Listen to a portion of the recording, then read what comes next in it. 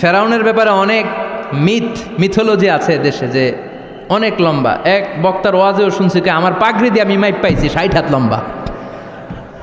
কিন্তু আমি তো মিশরে ছিলাম, আমি দেখেছি ফেরাউন আসলে এত লম্বা নয়। ওর আসল নাম মিনেফতাহ রামসিস আসানি, দ্বিতীয় রামসিস। ফেরাউন বা ফারাও হচ্ছে মিশরের সিংহাসনে যারা বসে ওদের উপাধি। যেমন প্রেসিডেন্ট বা রাষ্ট্রপতি, এটা কি কারো নাম? যেই ওই চেয়ারে বসবে, বঙ্গভবনে থাকবে উনি রাষ্ট্রপতি। তো যারাই মিশরের সিংহাসনে বসে তারাই ফারাউজ বা ফেরাউন। এই ফেরাউনের সাথে কিন্তু আমি কথা কইছি, বিশ্বাস হয় না? তবে এক পেশে কথা, মানে ও কথা কয় না, আমিই কইছি খালি। ও মিয়া এক পেশে কথা হয় না? আপনারা মাঝে মাঝে আল্লাহর সাথে কথা কন না? বলি না আল্লাহ রে অসুস্থ, তুমি দেখো না, সুস্থ করে দাও আল্লাহ। বলি না আমরা বিড়বিড় করে? কথা তো বলি, এক পেশে কথা। তো ফেরাউনের সাথেও আমি বলছি। মিশরে যে আমার অনেক আকাঙ্ক্ষা ছিল যে এইটারে দেখতে হবে আগে, তো ফ্রিতে দেখেছি, ফর ফ্রি। আমাদের আল আজহার ইউনিভার্সিটির যে কার্ড ছিল, ওই কার্ড ছিল জামিয়াতুল আজহার শরীফের কার্ড, ওটা দিয়ে আবার ফ্রিতে অনেক জায়গায় যাওয়া যায়। তো একবারই দেখেছি আমি মিশরের রাজধানী কায়রোর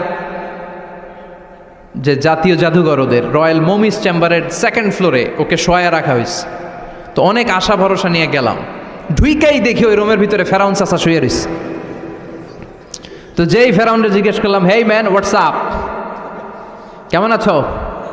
কিন্তু ওর মুখ দিয়ে কোনো কথা নাই।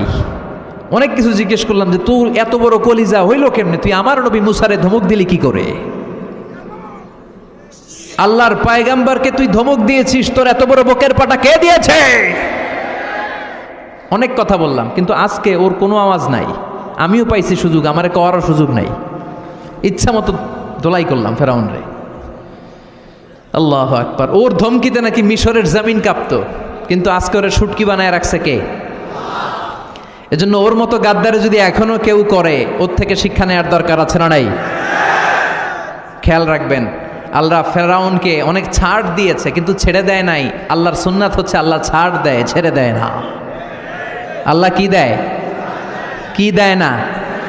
ফেরাউনরে কি দিছিল? কি দেয় নাই? নমরুদরে কি দিছে? কি দেয় নাই? আবু জাহেলকে ছাড় দিয়েছে, ছেড়ে দেয় নাই।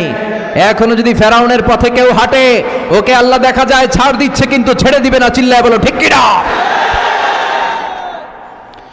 পৃথিবীতে কেউ তো স্থায়ী হয় না, হোক না সে ফেরাউন কিবা নমরুদ, কেউ ভাবে